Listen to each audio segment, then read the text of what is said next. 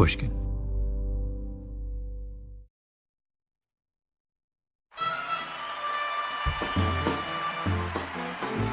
It's Oscar night 2016.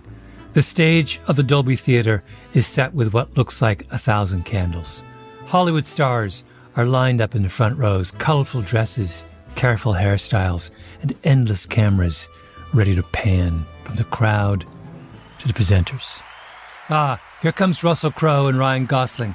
Ryan Gosling has a gold envelope in his hand. Good evening, folks. We're here to present the award for Best Adapted Screenplay.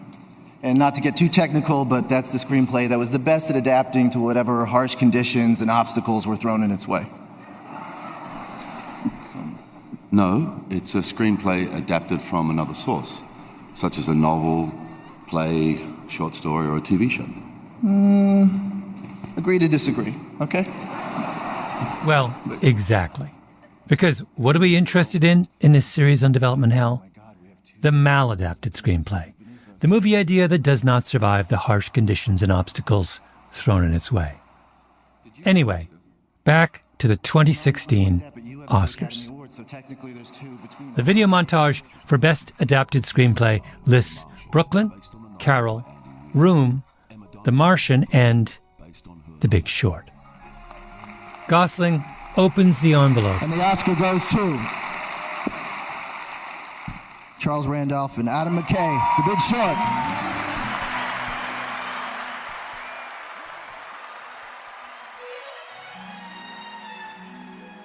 Allow me a little bit of name dropping. Charles Randolph, winner of that Oscar, is my neighbor and my best friend. I met him 25 years ago when he just started screenwriting. And since then, he's done The Life of David Gale, The Interpreter, Love and Other Drugs, Bombshell, and Big Short. And when he got the Oscar for Big Short, I was at an Oscar watching party in Brooklyn, and I got so emotional, I had to hide in the bathroom. Mr. Randolph. Mr. Gladwell, how are you, my friend? I'm good. Normally, Charles would just walk over to the studio. His office is down the hall. But today, he's calling me from London, where he and his family are living for the school year. How's it going, Mal? I haven't seen you in forever. I know. I miss you. Charles, let's do our thingy. We can chat some more. Okay. Notice the interaction. He says he misses me. I get all flustered and try and get on with things. I love Charles. And because I love Charles, there was no question I was going to ask Charles for his development hell story. Because I've talked with him at length about every screenplay he's worked on for the last 25 years. And I knew instantly which one he would pick. Welcome back to episode 4 of Development Hell.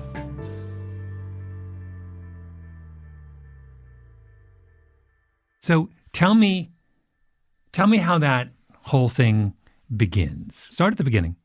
So, Paula Wagner and Tom Cruise buy a book from a guy named Stanley Albert called The Birthday Party, which is a true story of him on January 21st, 1998, walking through the West Village.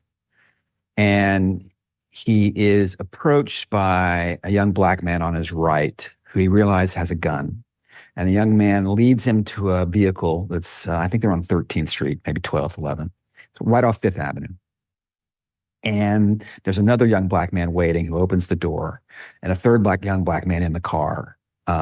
And they basically kidnap him to steal money out of his bank account. And what's interesting is they're incredibly young. I think the oldest one is maybe just turned 18. His name is Lucky. The others are 16 and I think 14. And they have no clue what they're doing, right? They have no understanding because they don't have bank accounts, right? So they have no understanding that ATMs have a limit. They don't believe it at first. They see how much money he has in his account. I think it's over $100,000. So they anxiously want to get that money. And it drives them mad, the system, that they just can't get that money out over the course of a night, right? So they decide to hold him in Brooklyn in an apartment with 3 young women. It's basically 3 young women that sort of work for Lucky, maybe. It's kind of hard to tell as prostitutes. And he's held there for basically almost, I think, 72 hours. And a relationship develops with these kids. And at some point, they're offering him pot. They offer him a blowjob once. They find out that it's his birthday. They're holding him on his birthday. That's why it's called the birthday party. It'll be his 39th birthday. They want to get the money out. So they sort of hatch a plan to go into the bank with him. Of course, that's not going to work. He sort of talks them out of that. To keep him honest, they threaten his father, and they sort of ask for his father's address. And Stanley, knowing that his father's business card is in his wallet, can't really lie. They end up discussing killing him. So it's a test they do at one point. So it's just a really tense situation where he's afraid for his life. And it turns out there's no way they can get the money out, and so they decide to let him go. Well, they're adolescents too. They're adolescents, it's adolescence. Yes, right. That's right. It's three teenage boys. Absolutely. Right, exactly. I mean, and three teenage girls as well who are also quite young. I think their youngest one is 14 even. And they just do teenage stuff. They have teenage perspectives. They have, yet they're very worldly. You know what I mean? Yeah. So it's, there's one woman, talking about one sexual practice she won't do because she's saving it for marriage. You can imagine what that is. And it's so heartbreaking that's the thing she's keeping. That's the thing that she has to offer. Right. And so it's that youth. But it's also moving. It's also sort of, the book's quite good in that sense. It's like you get a sense of, wow, there's a real community amongst these kids, right? They are wholly reliant on each other, and this is the only family they've got, and they're down for that family. They'll do what it takes for their families. Yeah. It just is one of those books where, in reading it, it has a rawness to it and an authenticity to it that's just very hard to find, right, as a story. Why do you think Tom Cruise's people were attracted to this book in the first place? Well, I think Stanley's a remarkable guy. What he does over the course of those 3 days is he pays attention to these little clues, which you don't sort of see coming. You see him noticing things. And then when he's being interviewed by the police, he just repeats them back. And they manage to find these 6 people very quickly. He did a remarkable job. He remembered little bits of numbers that he heard repeated. He remembered the patterns on the floor. He identified the bus schedule going outside the building. He could sort of identify the flight patterns to JFK going over the building. He knew that it was a relatively big boulevard in Queens. He could kind of guess by the sequels how far the ocean was away. And so he not only managed to save himself by building a relationship with these young people, but he also managed to put the police onto them very quickly. Mm-hmm.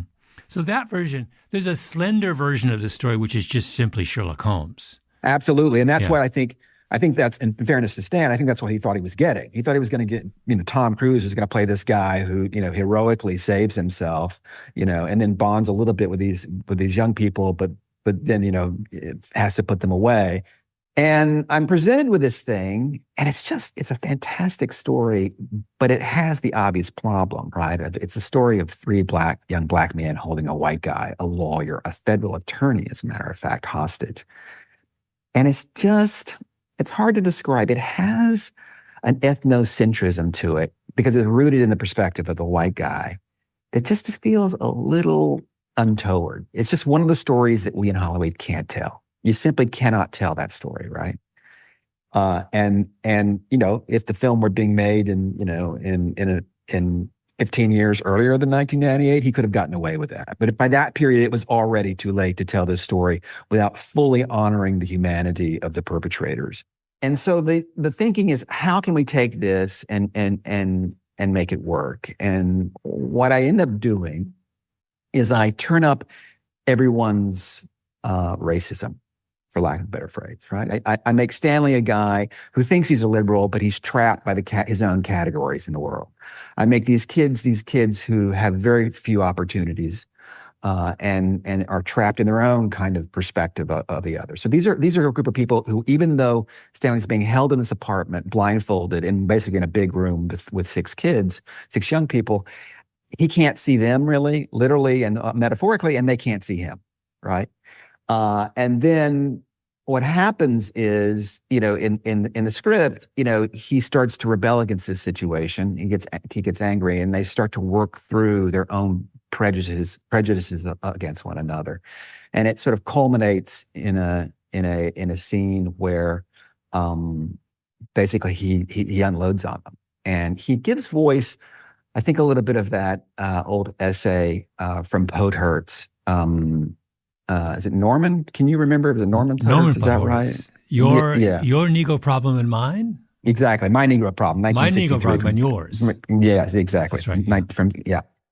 Actually, both Charles and I got it a little wrong.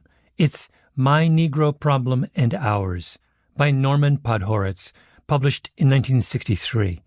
It's a famous, and if you read it today, really unsettling essay, where Podhoretz confesses to, quote, the hatred I still feel for Negroes, quote, based on his experiences growing up as a working-class Jewish kid in a tough neighborhood in Brooklyn. And the way, I give Stanley basically that perspective. He is someone who's both understanding of where they come from, but angry that they still act as though the door is closed to them, and I could actually read it for you because I had it on the script. I can read the scene to you if you want it. I do. But I want you to. Yes, I do want you to. That? Yeah. And you'll see. I mean, the piece is, it's quite raw, really. It's in an era prior to current sensibilities. I think I wrote it in 2007, 2008. And you kind of get a feeling for the script in terms of it's taking some risk. Let me put it that way. He's been held for a few days, right? So the kids are in the room. Stanley's there. He's looking away from them. He's not, they let him take his blindfold off, but he's facing the wall. Lucky. Stanley, let me ask you something. If you had a chance to put me away for life, would you do it? Stanley considers. Stanley, you know where I live. You know where my father lives. I don't know who you are. I don't know where we are. I don't care. I just want this whole thing to be over.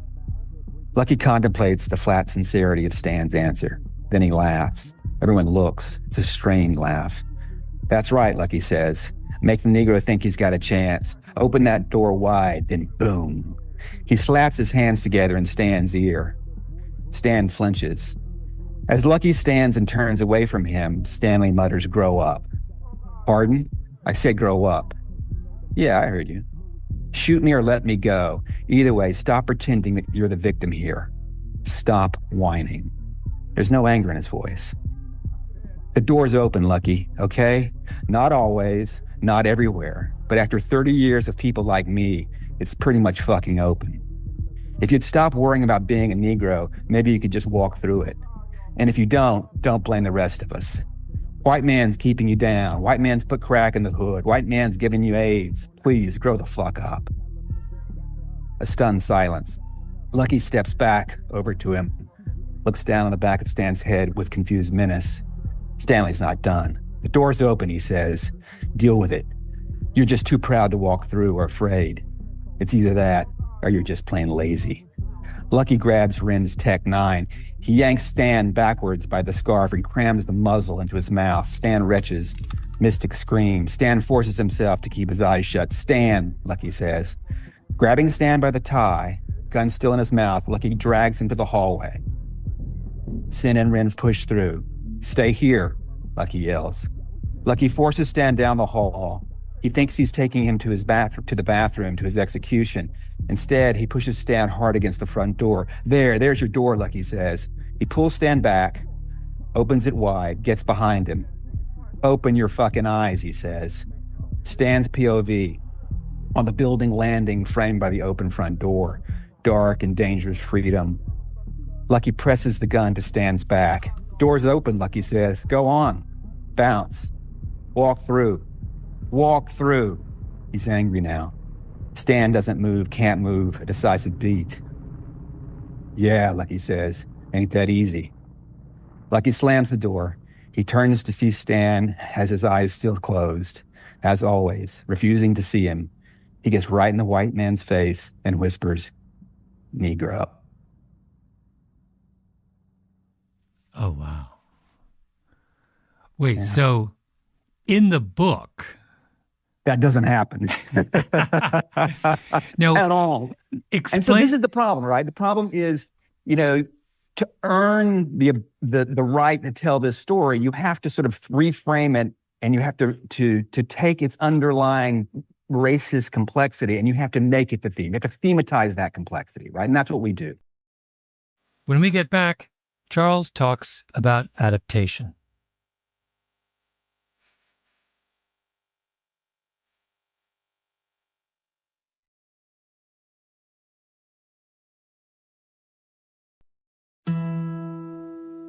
We're back with Charles Randolph, talking about his adaptation of The Birthday Party and how tricky it can be to adapt a true story for a screenplay.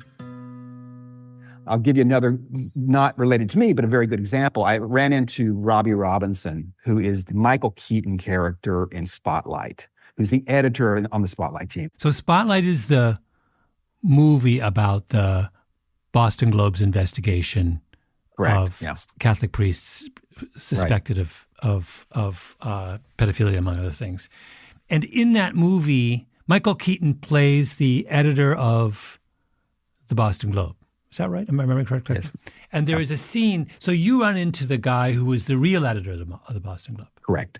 Robbie says, love the film. There's this one part I don't love, which is the part where it turns out that the Spotlight team was given the information about what the Catholic priests were doing earlier. And I was the editor at the time the newspaper was given it, and I did nothing. And he says, the truth be told, when that story came in, it was one of 40 stories that on the tip line for that week. It was the second week that I was on the job, and I wasn't even there that week. I was actually had taken a vacation week in the transition. And so, I've always been a little uncomfortable with that scene because it's not really quite, my culpability is really not quite what the film portrays. And of course, I'm saying to Robbie, you're not winning an Oscar without that scene, right? That scene is what makes that movie, right? Because in that moment, we see the people in the Spotlight team, like all of society, like us as viewers, are culpable on some level, right, of ignoring this problem for many years. And that's what makes it interesting. And so this is the problem of this that you face, right? Mm-hmm. Mm-hmm. In order to understand, to earn the right to have to make heroes out of the Spotlight team, there has to be a moment of resistance in the beginning. Yes. Yeah. Well, it's not in the beginning, it's toward the end of the film, but they have to be not just people who uncover, right, some horrible truth about society. They have to face their own culpabilities in relationship to that, right? Yeah. And that's necessary. And so when taking a true story and building a film out of it, you have to find those moments. How can we take this thing and make it something, more dramatic and more, politically compelling, let's say, than what it is? And the first problem is easy to solve. The second problem is hard.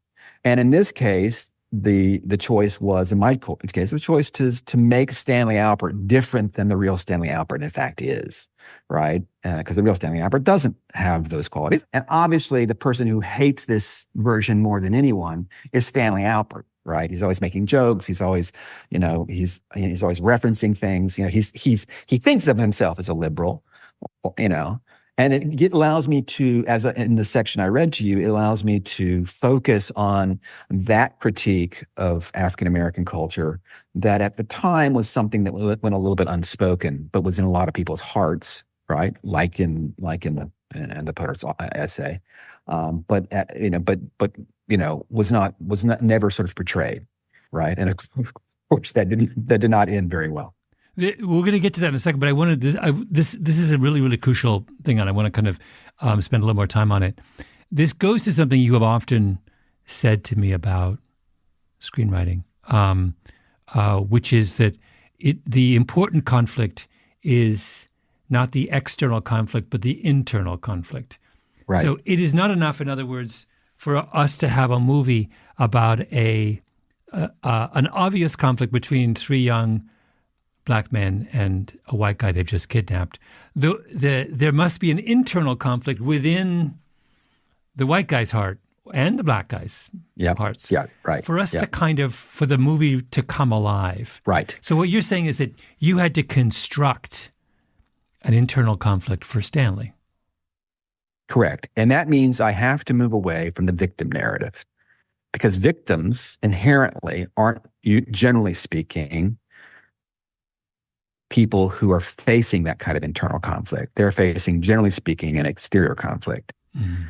The minute where you step away from that narrative, it becomes a problem, obviously, for someone who sort of feels like they're a victim, right? Yeah. But it also makes a better story, right? And this is part of the problem with the moment, in which we're recording this podcast, is that there is such an attempt to elevate victim stories, to platform people without often the sort of constituent internal conflict that's going to make them fully human and fully engaging, right? Mm-hmm. And that's why so many of those films fail to work or fail to make money, is because they don't solicit our attention fully, right? Because there's a reason Schindler's List is focused on Schindler and not the people in the camps, right? Because Schindler has a strong internal conflict, right? Mm-hmm. Which is much harder to do if you're, a victim of the Holocaust, right? Yeah. It's just, it's much harder to do. And he is criticized, isn't he, for the centrality that the movie, that for the fact that Schindler's at the center of the movie, and but by putting Schindler, you can actually tell the other stories better, right? Exactly. It's the interesting contradiction here, right? Because it gives us a sort of an emotional perspective where we do not know, is character going to choose option A or option B? That's what you kind of want to be. And all my films strive for that, right? Mm-hmm.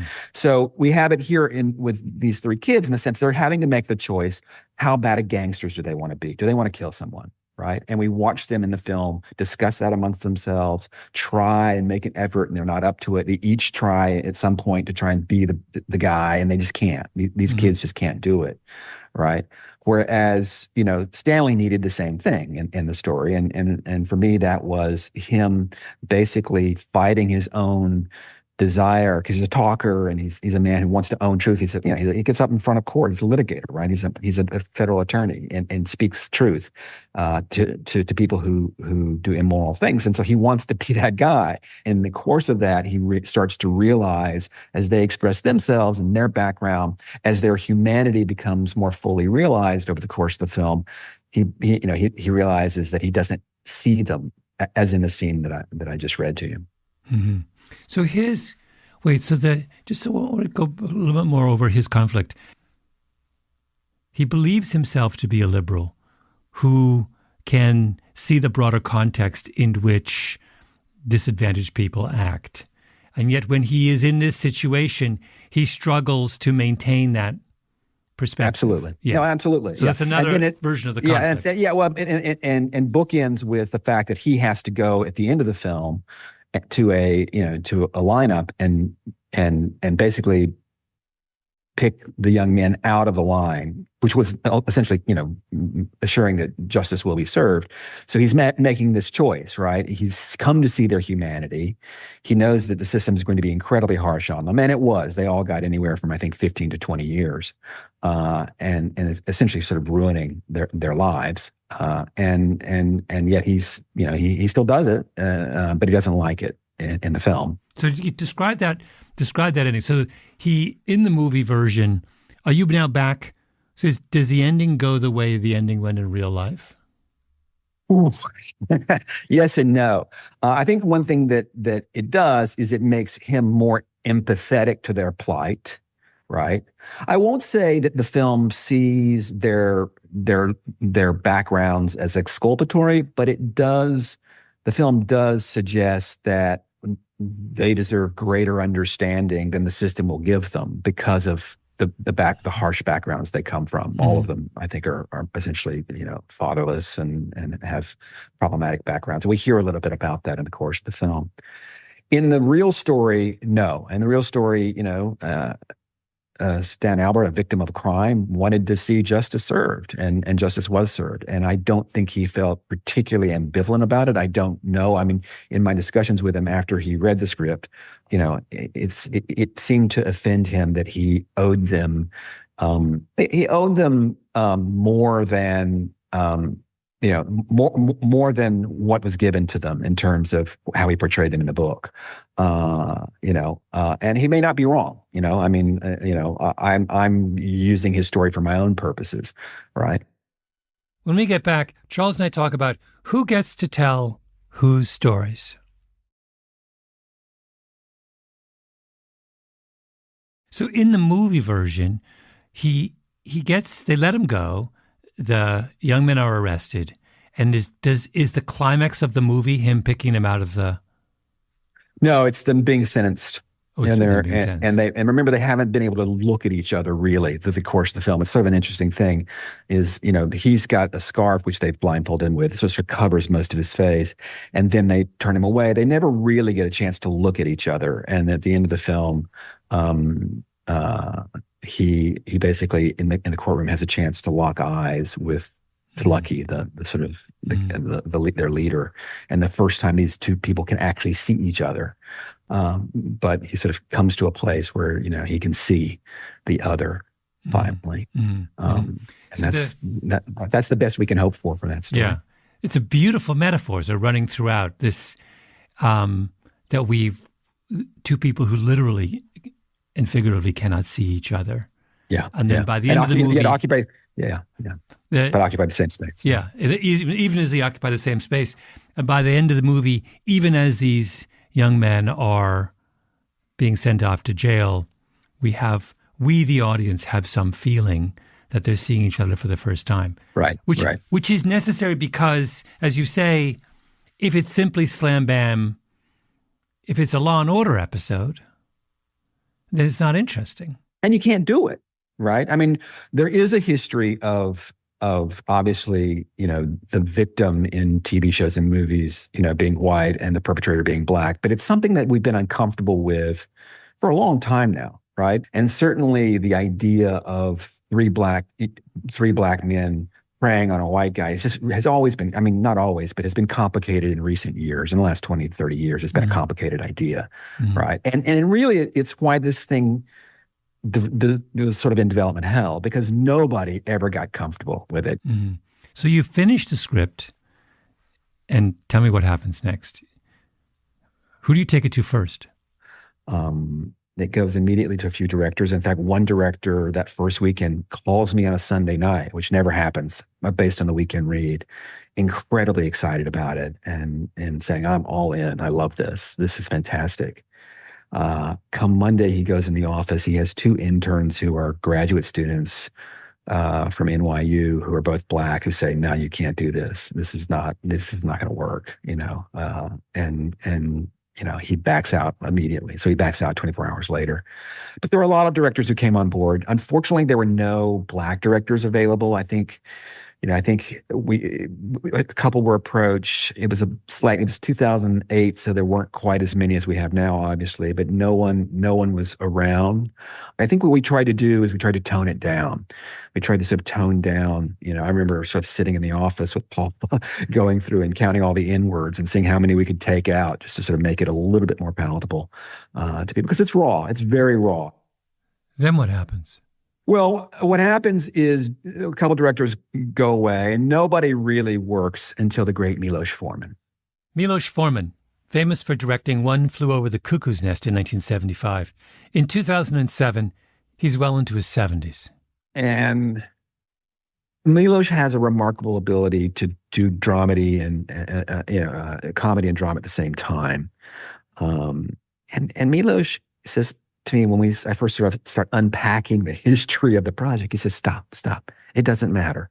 If the characters are real, if the actors find in them real humanity and the actors bring their own truth to it, it will work. right? And all that other stuff will go away. And if it's problematic, we get rid of it in the editing room. At the time we called it political correctness, right? So don't worry about whether or not it's politically correct or not. If it's real and if it's human, and we will be totally fine. And he had another thing he would talk about, which was that, anytime you nestle up against censorship, you're in the zone where you're making something interesting. In fact, he would talk about how, and he's from Czechoslovakia, how, the great thing about having our actual censor is they tell you exactly where the line is. So everybody knows exactly where the line is. And so that you can approach the line with great subtlety, right? Because everyone knows where it is. And that's the thing that American culture does not have, is that sort of, no clear line. sense, Yeah. no line. Until we, of course, do have a line. In recent years, we've kind of created some lines for ourselves, but yes, there's no line. Yeah. Right. And so he said, it's good that we make people uncomfortable. It's good that it's raw. It's good that some of it's incredibly provocative, because that's what's going to make it real. And he fully owned it. And, I get emotional thinking about it, but he was just so open to what the thing was, right? And then, I get a series of notes from him, and I realize they're notes on a scene he's already done. And I get another series, and I realize they're notes on something entirely different. And I call his wife, and she's like, yeah, he's not been feeling well. Give me a couple of weeks. And then he never came back to it. At that point, I think she had realized that he just wasn't up to it. He was quite old. Yeah. Yeah. So, yeah. And so, I finally find the guy that I think can bring it home, and he's just not going to be able to do it. I think she worried that he wouldn't even have the stamina to do it, right? Because directing takes 2 years, takes 2.5 years.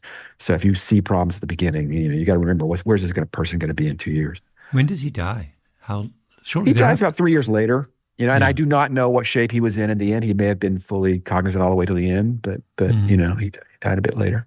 But can we just pause on Miloš about this? So Miloš is a person who comes out from under the Iron Curtain. He grows up in totalitarianism. Right. He has a kind of, if you're looking, so what you're saying is what this project needed was an authenticity in its interpretation. You had written something. It needed fearlessness. It needed fear. And one way to do this is to find a Black director with, that's the solution we would do today. Correct. Right. Correct. For whatever reason, there wasn't someone available. But the other version is to find someone like Miloš. He started his career thumbing his nose at one of the history's most brutal totalitarian regimes. So it's like, he's like, if anyone's going to say F it, it's Miloš. It's Miloš. And he did. And it was I can't tell you how liberating it was. It was just shockingly liberating after, I think it had been 3, maybe 4 years at that point, and he's like, no, we will get this. Do not worry. This will not be our problem. Yeah. Right. And you think he's right. His interpretation is right. I do think he's right. Yeah, I do think. I think what happens is if you hire actors who can bring something to it, if you listen to other people from other cultures, it's a communal effort, a film, right? And if you do that, you will find authenticity. If you're looking for it. Because I know you well, if you permit me a little bit of psychoanalyzing, for those who don't know you, you're the son of an evangelical preacher from Texas. You grew up all over the world because your dad was smuggling Bibles into Eastern Europe. You're so out. In certain ways, you're such an outsider to Hollywood. It's phenomenal. Right. And sure. The outsider has, in some ways, you and Miloš see eye to eye on this because you're both outsiders. Right. It's one thing if this was written by the standard Hollywood screenwriter who is the privileged white guy who went to Harvard and then, did a graduate degree at NYU and then interned for a famous director and blah, blah, blah, right? That's not you, though. There is a privilege in writing something like this. There is great advantage and privilege in not having a dog in the fight, in not being part of the worlds that you're portraying. So we understand the privilege that comes from belonging. The person who belongs can tell a certain kind of story with a degree of confidence and accuracy and verve that the outsider can't. But we're forgetting that there is a separate set of advantages that come from being someone who doesn't belong to either of these worlds. And my point about you was that in this context, you're not part of Stanley's world, right? You're Charles from Texas. You're not part of his world, and you're not part of Lucky's world. You're off on your own little island, and that there's so much. That's an incredibly liberating moment to be the outside.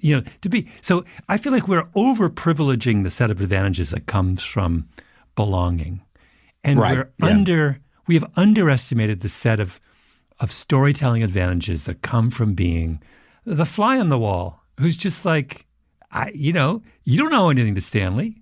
That's why you're able to do that. You're not, if you were part of his world, you would have been constrained in your portrayal of him. Similarly with Lucky, if you were part of his world, you would have been you were unconstrained because this wasn't, and that's like why it's so important for all of us in storytelling to defend the right of the storyteller to describe worlds of which they are not a part. It's so essential that we defend that. Yeah, absolutely. And particularly for writers, right? There's something about the screenwriter which is different from the other jobs on the set, which you're required to give voice to dozens of different people, right? Mm-hmm. And to be good at that, you need to be able to understand different types and embrace different worlds. And I do think you're right. We've undervalued in a way what it means to be someone who lurks above it a little bit, right? Certainly in my field. Now, maybe in other fields it would be different, right? I think what the end that people want is they want everyone from different backgrounds to be able to tell their story, to be in the position to sort of sit in the director's chair if they want, or to sell screenplays if they want. And that is the goal, right? That doesn't necessarily mean, however, that we should silo off our industry in that way, and silo off our subjects, because we do lose something when we are no longer communicating across, not just cultural or racial lines, but ideological lines, What's interesting about this story told today is obviously it fits a project conceived in 2007 makes us a little uneasy of this nature, makes us a little uneasy in 2024, nearly 20 years later. Yeah. But the other thing is that what's interesting about it is that I feel like our attitude towards projects like this on the kind of racial periphery have become binary. We think of white projects and black projects. Yes, that's right. And a white project is done by a white person, and a black project is done by a black person. But this movie isn't black or white. It's about black meeting white and white meeting black. Right. And so it's like, it's not clear. Each side has a right to tell the story, right? And a lot of what's going on in this kind of like when you talked about the one director loves it and then the interns read it, the black and say you can't do it, is that it's a dispute about they're obviously, understandably reading this through their eyes as black meets white. Stanley's reading this as white meets black, right? Right. And it's an irresolvable. It's not. Yeah. What makes it fascinating is that I can't think of a contemporary movie. I mean, this movie today would give us fits. I mean, it gave us fits in 2007, but it would give us fits today because no one can decide what it is. Exactly. It would aggravate an unresolved tension in our society. And I think the mistake I made is I assumed that I knew where society was going. I assumed that I knew that what's going to happen is that we're all going to be better at working through our residual racist attitudes, thoughts, beliefs. Mm. And we're going to get closer and closer. In fact, the film ends with Stanley listening to a bit of rap. And this was, of course, after Obama had been elected. So the sort of message of the film was, actually, we're on the road. We're not there yet, but we're on the road. And of course, that didn't happen. Where I thought society was going is not where we went. We retrenched back into, even stronger understandings of the importance of race, and not to some, idealized version of we're all just going to learn to ignore our differences more and more and embrace, these things that won't matter. Yeah. And, you couldn't do the film today. You've been reading it today. I read it today in a restaurant, and I just found myself wincing, every other page, because it's, I really went for it. It's very provocative in places, and people saying the things that they're not supposed to say. I'm always interested in things that feel uncomfortable and awkward for me. I don't know, I want to go there, because what that gives you, if you will sort of take on those subjects, is the texture of the world starts to become really interesting. Mm-hmm. You know what I mean? Because suddenly every little choice matters, and that's why, it's one of the scripts that I enjoyed writing the most, because every little choice starts to matter, right? Because all comes laden with meaning. Mm-hmm. Part of it's just a professional habit of, okay, it's awkward, it's uncomfortable, that's where I'm going to go, right? But also part of it is, I do feel like, this is not writing a novel. This is a collective endeavor. And we get to check our work with people of all sorts, of all stripes. And, if we're open and if we're all working hard, we can get to something that feels very true. Yeah. You try things, and if they work, they work. And if they don't, they don't. And that's what this is. It's what this is. Why I do this business. And it allows us to take greater risk, I think, instead of less, right? Yeah. Because, we're working together. There is no movie version of The Birthday Party. When Milos Forman drops out, it's the end. The adaptation does not survive the harsh conditions and obstacles thrown in its way, which is a shame.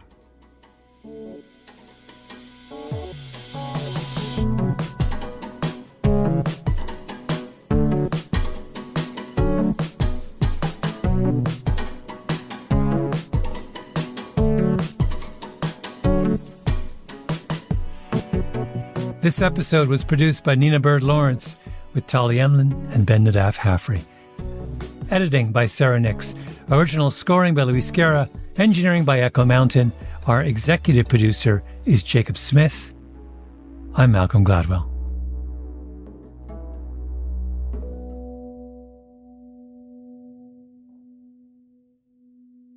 Next time on Development Hell, Patty Jenkins talks about her R-rated dog movie. This sort of, on one level, is super bleak. It's not. It's magical. No, it is. It is. The journey is bleak, and it seems like it's going to be, but it ends up being magical. And heads up that our friends over at the Happiness Lab have a special episode coming your way soon to celebrate World Happiness Day. I'm in it, talking about running and the journey versus the destination. Spoiler alert, I'm a destination guy, not a journey guy. It'll be dropping into this feed on March 20th, but you can find happiness tips from Dr. Laurie Santos any day over at the Happiness Lab.